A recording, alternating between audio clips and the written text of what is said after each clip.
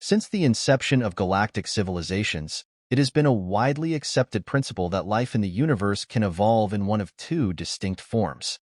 The first is what we know as ordinary life, life that naturally strives for cooperation, forming alliances and symbiotic relationships with other species. This type of life grows, prospers, and spreads throughout the galaxy by working together. The second form, however, is far more sinister. Known as cannibal life, this form thrives by exploiting other living beings, taking from them without giving anything in return, ultimately devouring everything in its path. For millennia, the only life forms that reach the level of space travel belong to the cooperative type. These civilizations prioritized peaceful coexistence and collaboration, only resorting to conflict when all other options had failed. Cannibal life, on the other hand, was believed to be inherently incapable of achieving the level of cooperation needed to form advanced civilizations or to reach the stars. It was thought that such life forms were confined to so-called death worlds, inhospitable planets where life feeds upon itself in a brutal, endless cycle of consumption. The understanding of these death worlds is classified into four distinct categories, as determined by the Osna-Capicci Convention of 77,114. Category 1 death worlds are planets where parasitic life forms have evolved. These organisms survive by leeching off other living beings, taking what they need while giving nothing in return. This form of cannibal life is the most basic, and while it inhibits the growth and development of its host, it rarely results in outright death. Although dangerous, Category 1 death worlds can sometimes still be visited by adventurous tourists, provided strict precautions are followed. Category 2 death worlds are dominated by microscopic pathogens that have taken a twisted evolutionary path. These deadly organisms infect any life form that comes into contact with the soil, water, or air. These worlds are strictly off-limits to all but the most extensively trained specialists, who must have both the expertise and the sheer audacity to risk exposure. Infections on these planets are almost always fatal to ordinary life forms and spread with alarming ease, making these pathogens the preferred weapons in biological warfare between normal galactic civilizations. Category 3 death worlds are home to complex life forms that have evolved to prey on other complex beings. These planets are the hunting grounds of massive, terrifying creatures that devour ordinary, cooperative life forms whole. These worlds are so dangerous that no sane life form should ever approach them. They can only be observed from a safe distance, as there is nothing of value to be gained from them, and any attempt to land on their surface would likely be a fatal mistake. Category 4 death worlds are the most feared, as they are true, cannibal worlds. Initially thought to be purely hypothetical constructs during the early centuries of the Osna-Capicci Conference, several of these planets have since been identified. On these worlds, all the horrors of the previous categories are combined and magnified. Parasites, pathogens, and predatory life forms infest the soil, water, and air. Life on these worlds is a nightmarish existence, where every living thing is both hunter and prey. Nothing is safe, and survival is a constant, brutal struggle. The Osna attempted to study one such world, only to lose an entire army group just trying to secure a landing site. In response, Galactic Law 81 to 19,990 was passed, prohibiting all approaches to these cannibal worlds to prevent the risk of contamination or the introduction of cooperative life forms. Fortunately, it was believed that the twisted evolutionary path of cannibal life prevented it from developing the cooperation needed to form civilizations or achieve space travel. As a result, these worlds were considered isolated terrors, locked within their own gravity wells, unable to threaten the broader cosmos. However, there was one exception: Cannibal World 417. This Category 4 death world harbored a life form of unimaginable danger. Life on this planet began as typical cannibal life, with organisms consuming each other in a relentless cycle of destruction. But over eons, something changed. The dominant species of the world, which calls itself humans, evolved in a way that defied all expectations. These cannibal life forms began to cooperate with each other as effectively, if not more so, than any ordinary life form. They eventually achieved space travel and unleashed themselves upon the galaxy. The first encounter with humans occurred when one of their scout crafts crashed, killing the crew.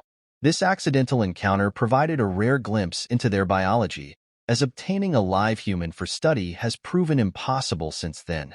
Humans are cannibal creatures, built for survival in the harshest conditions of their world. Their bodies are encased in a thick, protective outer membrane that acts as biological armor, far more robust than anything seen in ordinary life forms. This membrane is so tough that it required industrial saws to penetrate it. Beneath this outer layer, humans possess a form of inner armor made of biological rock, which shields their vital organs and aids in their movement. This combination makes humans incredibly resistant to injury, far beyond what would be expected for a species their size. Despite being 5 times smaller than oceans, the most common form of normal life in the galaxy, humans can endure blows that would kill an adult Osean outright. In short, humans are the product of a world where every creature is born and bred for survival, where the strongest and most cunning live on while the weak are consumed. This twisted evolution has produced a species that, against all odds, has not only survived but thrived, now posing a threat to the entire galaxy. Humans, though smaller than most known species in the galaxy, possess physical attributes that make them incredibly resilient and difficult to defeat in combat. Their bodies are equipped with a unique combination of biological defenses that render conventional weapons nearly useless. Physical resilience * regular blunt infantry weapons, which would incapacitate or kill most other species, are ineffective against humans, even if they do not attempt to defend themselves. Striking a human with such a weapon may result in only minor bruising due to their extraordinarily tough outer layer. This outer biological armor, akin to a membrane, provides an initial defense against external threats. While armor-piercing weapons can penetrate this layer, they often fail to breach the inner armor, composed of biological rock that encases their vital organs. This inner armor is so robust that even with a successful penetration of the outer layer, the damage inflicted is usually insufficient to incapacitate a human. Self-healing abilities * humans have a circulatory system that is both self-sealing and self-repairing. Even if a major vessel is somehow damaged, the system quickly responds by sealing the wound, preventing significant loss of circulatory fluids. This rapid healing capability means that humans can often recover from what would be catastrophic injuries for other species without any medical intervention, leaving them effectively unharmed. Pathogen resistance * in warfare across the galaxy, pathogens are a common weapon, capable of decimating entire civilizations. However, these biological agents are largely ineffective against humans. Their bodies are equipped with multiple organs specifically designed to combat pathogens of all kinds. Even the most virulent plagues, which have wiped out entire civilizations, are only a mild inconvenience to humans.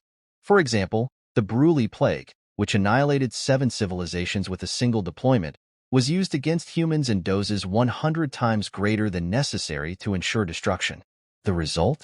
Only 3 humans became temporarily combat ineffective for a week, while the rest remained unaffected. Worse still for their enemies, humans' immune systems adapt to pathogens. Once exposed, their bodies recognize and neutralize the threat more efficiently in the future, rendering repeated attempts with the same pathogen increasingly ineffective. Voluntary immunization * adding to their formidable defenses, humans have developed the practice of voluntary immunization. They willingly inject themselves with controlled doses of pathogens to build immunity before exposure in combat. This proactive approach makes them nearly invulnerable to biological warfare, as they often develop resistance to new threats even before encountering them on the battlefield. Vulnerability and armament * despite their resilience, humans are not invincible. They have shown some vulnerability to heavy-duty projectile weapons, such as those mounted on armored fighting vehicles. However, this vulnerability comes with a caveat. Human leaders often carry personal weapons with similar power and penetration capabilities. These weapons, carried as mere status symbols by human commanders, are powerful enough to destroy most enemies with ease. Advanced weaponry and armor * human soldiers, having evolved through countless internal conflicts, carry larger and more powerful projectile weapons than any other known species. Their arsenal includes a range of destructive devices, and they supplement their natural defenses with additional armor. This armor is so advanced that it can withstand even the most powerful of their own superweapons, making projectile weapons effective only against humans who are not adequately armed and armored. What other species consider appropriate armament for a battleship, humans view as standard for individual soldiers.